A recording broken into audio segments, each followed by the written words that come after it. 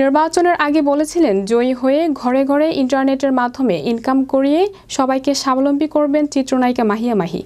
জিতে তো পারলেনই না, বরং এবার বাজেয়াপ্ত হচ্ছে মাহির জামানত। মাহির নির্বাচনের ভরাডুবি দেখুন ডেস্ক রিপোর্টে।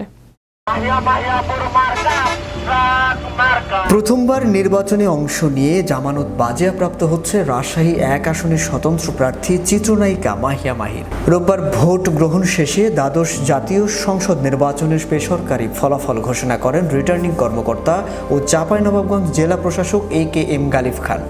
বেসরকারি ফলাফল অনুসারে দ্বাদশ সংসদ নির্বাচনে রাজশাহী ১-এ ট্রাক প্রতীক নিয়ে স্বতন্ত্র প্রার্থী মাহিয়া মাহি পেয়েছেন ৯,০০৯ ভোট। ওই আসনে ১,০৩,৫৯২ ভোট পেয়ে বেসরকারিভাবে নির্বাচিত হয়েছেন নৌকার প্রার্থী ওমর ফারুক চৌধুরী। এবার আমার ভোটে অংশগ্রহণ করার প্রধান কারণ হচ্ছে অন্যায়ের বিরুদ্ধে প্রতিবাদ। এর আগে রোববার নির্বাচনের দিন ভোট দিতে পারেননি মাহি। রাজশাহীর তানোর উপজেলার মুন্ডুমালা সরকারি প্রাথমিক বিদ্যালয় ভোট কেন্দ্রে পরিদর্শন শেষে মাহি বলেন, আমি হারি বা জিতি ইনশাল্লাহ সোমবার পুরো এলাকায় একটা শোডাউন দেব। হেরে গেলেও সবাইকে জানান দেব আমি তাদের সঙ্গে আছি এবং ভবিষ্যতেও থাকব।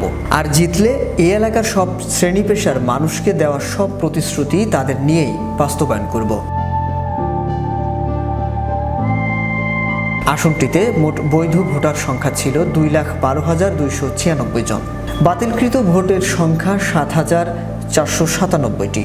এছাড়া সর্বমোট প্রদত্ত ভোটের সংখ্যা 2,19,793টি। শাহরিয়ার আহমেদ, বিশ্ব বাংলা 24, বিনোদন ডেস্ক।